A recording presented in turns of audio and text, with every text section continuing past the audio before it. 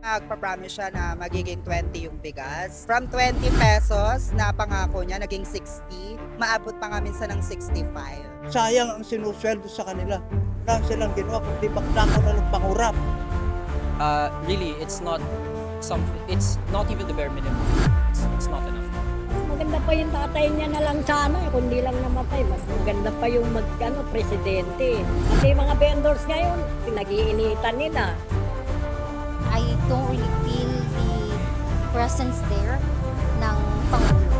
Puro ambalang ba, puro salita lang. Kasi yung Senado ngayon para nagiging comedy, para nagiging teleserye na eh. Kasi dapat kapag nagkasala ka sa batas, lalo na sa taong bayan, dapat humarap ka.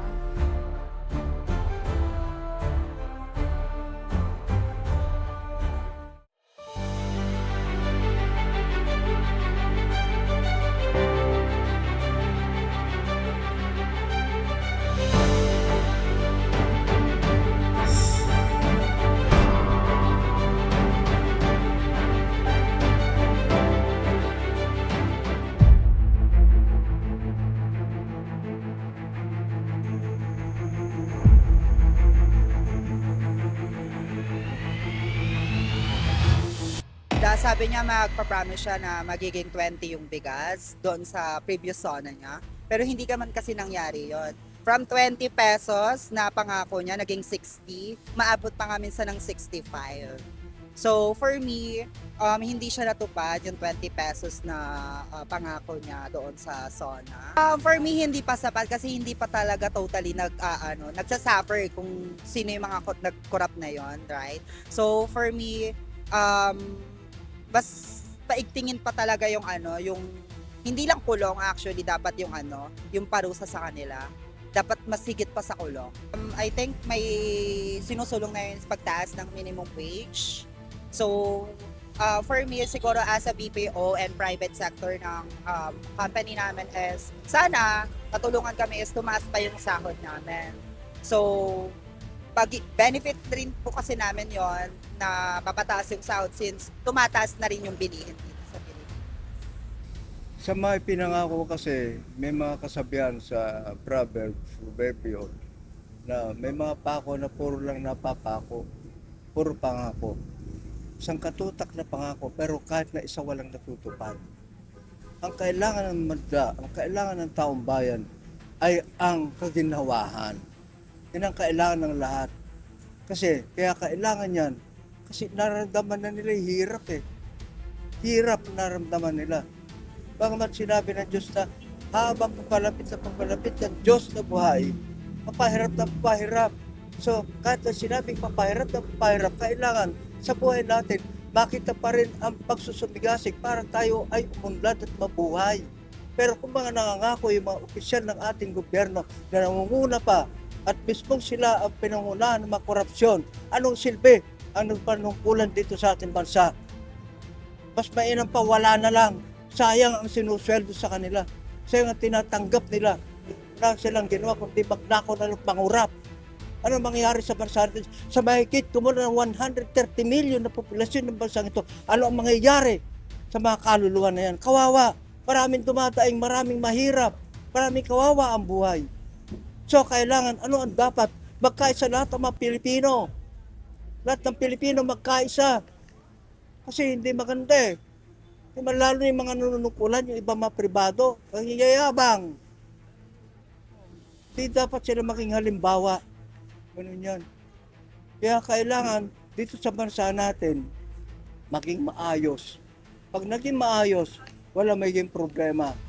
Problema man, pero kayang-kayang lutasin. Pero paano malulutas yan? Nasa mga namumuno po natin. Pag namumuno natin ay hindi maayos, ang bansa natin hindi rin maging maayos. Pati pamumuhay ng mga tao hindi rin maayos. Magulo. Kaya sabi ko nga, gusto ko gera na lang eh. Para matapos na eh. Kasi hindi titino ang bansa hanggat di nakagulo. Pero kailangan may tumayong maging leader dito. Kaya manindigan. Hindi hanggang puro salita lang. Wala namang nangyayari. Hindi po sapat. If we pag fina-follow po natin closely yung mga nagiging trials, for example, or hearings, there's a lot of filibustering na nangyayari. It's always delayed, either that or it gets redirected to a completely different issue.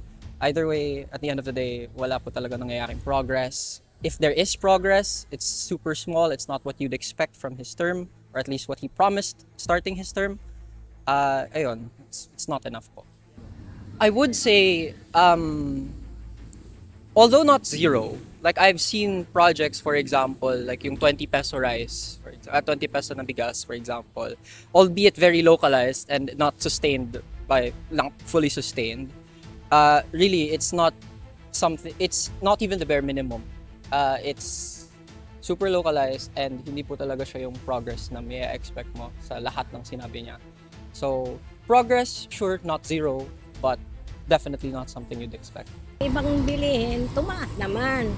Katulad ng mga isda, sabi niya bababa, lalong tumaas.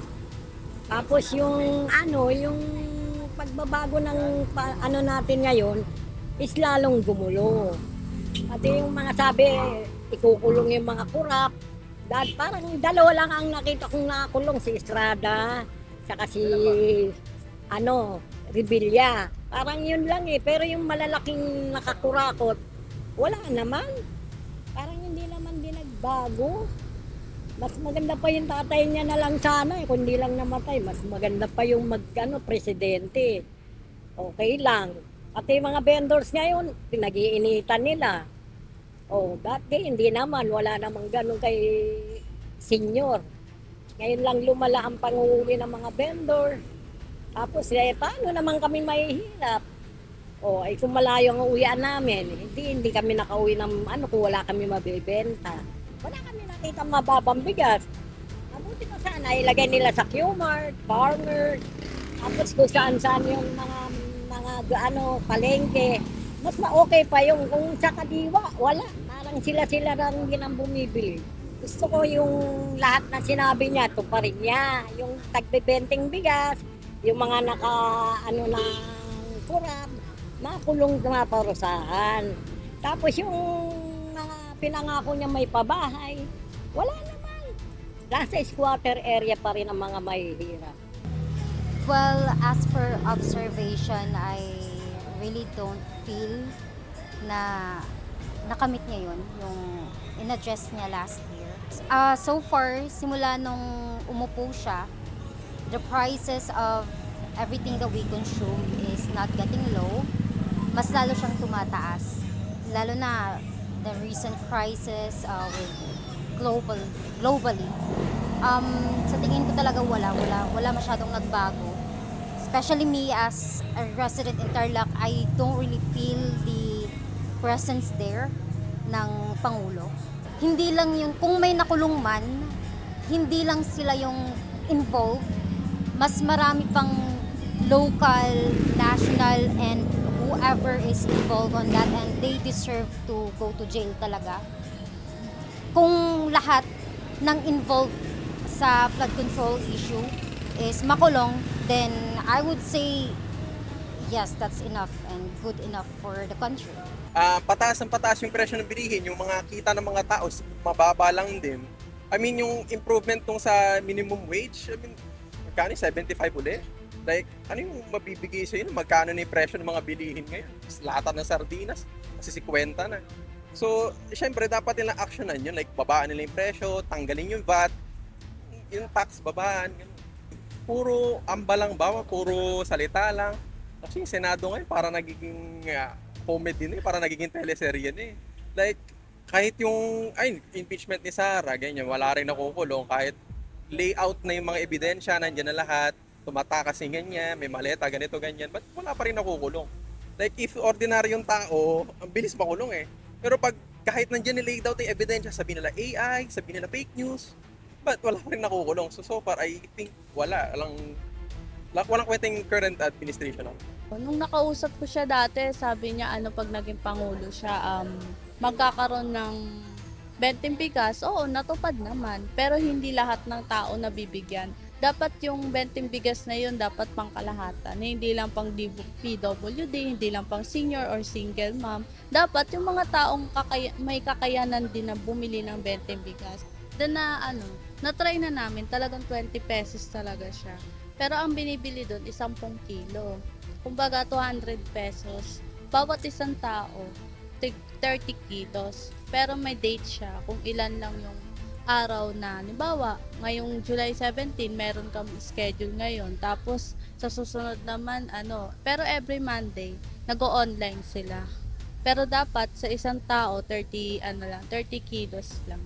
Maganda siya na program para sa mga lalo na sa mga citizen, sa PWD na walang kakayahan, makabili ng mga mamahalin na bigas. Marami pa rin na Senado or political na hindi pa nakukulong until now. Which is ang binibigyan nila lagi ng pagkakataon, yung mga taong nasa mababa lang. Yung more on ang napapakulong nila, yung mga hindi naman halos prioridad. Pero yung mga taong naungkat na, tsaka nagsilabasan lang, tsaka lang sila naggawa ng action, pero hindi lahat. Sana yung sa pagkakataon na yun, sana makulong yung simula yung pinakaumpisa hanggang dulo. Hindi lang yung mga ang napapansin yung mga nasa mababa lang. Kasi dapat kapag nagkasala ka sa batas, lalo na sa taong bayan, dapat humarap ka.